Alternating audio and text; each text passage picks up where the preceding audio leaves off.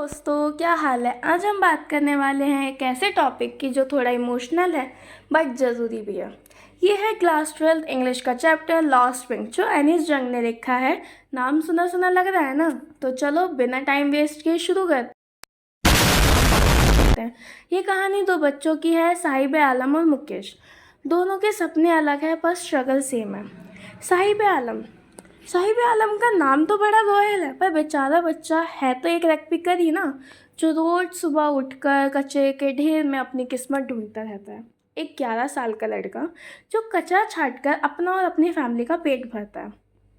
जो कि ये लोग पहले बांग्लादेश में रहते थे, पर वहाँ पे एक आए स्टॉर्म की वजह से वो और उनका पूरा परिवार दिल्ली में सीमापुरी में आकर बस गए। ये 10,000 से भी ज़्यादा लोग हैं जो बांग्लादेश से आए हैं।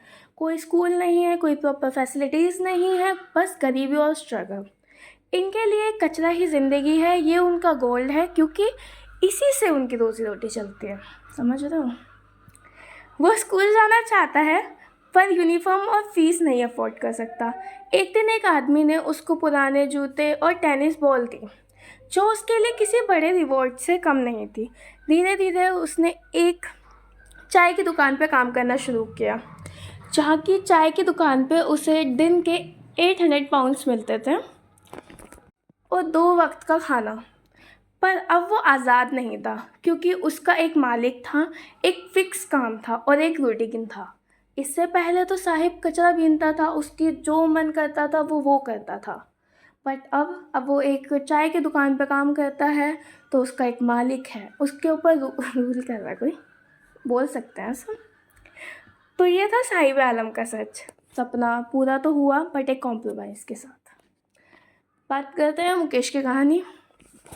अब एक और बच्चे की कहानी सुनो भाई, परेशान हो जाओगे बस।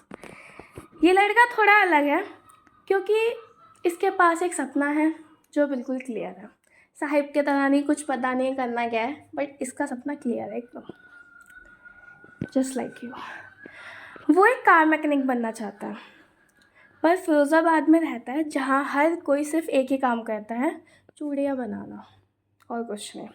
पर मुकेश इस ट्रेडिशन को तोड़ना चाहता है, क्योंकि भाई वो नहीं चाहता कि मैं चूड़ियाँ बनाऊँ, वो चाहता है मैं कार बनाऊँगा। 20,000 से भी ज़्यादा बच्चे जो कि लो लाइट और हाई टेम्परेचर में काम करते हैं, कोई सेफ्टी नहीं होती। इस वजह से बहुत सारे लोग बचपन में ही अंधे हो जाते हैं।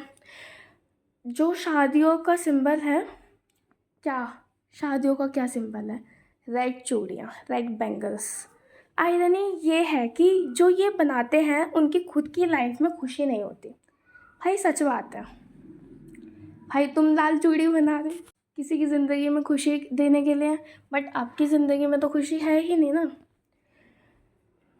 तो मुकेश के परिवार और उसके घर के बारे में ये बताया गया है। उसका घर एक हाफ बिल्ट स्ट्रक्चर है, छत नहीं है, मतलब एक पूरा सा एक झोपड़ी की तरह कह सकते हो, जिसमें एक मिट्टी का चूल्हा है, एक बड़ा बर्तन और एक टूटी फूटा दरवाज़ा और खिड़की। बारिश में छत टपकती है, कोई प्रॉपर विंडो भी नहीं है। जब मुकेश से पूछा जाता है कि बड़ा होके वो क्या बनेगा, तो उसका एक ही जवाब था, मैं कार मैकेनिक बनूंगा। उसने ऑलरेडी एक गैरेज भी ढूंढ लिया है, जहाँ जाके वो सीखने वाला है। सोसाइटी के प्रेशर के बावजूद वो अपने सपने पे टिका है। और मुकेश की भाभी का नाम भी बताया गया है इस चैप्टर में, जो कि उनका नाम है सविता। एक उन्हीं के बारे में बताया गया, और कोई तो पता नहीं इसके घर में था, तो हमें तो इतना ही बताया। ये दोनों लड़के गरीबी में जी रहे हैं, लेकिन उनकी सोच तो अलग है भाई। एक ने ज़िंदगी से एडजस्ट कर लिया है, एक ने ज़िंदगी से लड़ रहा है। तो दोस्तों, आपकी तरफ तो ये कहानी सिर्फ साहिब और मुकेश की नहीं है, बल्कि उन सब बच्चों की है जो गरीबी और मजबूरी के बीच अपने सपने देखने की हिम्मत रखते हैं। सवाल ये है, क्या हम उनके सपनों को उड़ने देंगे या फिर मजबूरी को बोझ तले दबने देंगे? तो बस इस चैप्टर में यही है, ख़त्म करते हैं यहीं पे।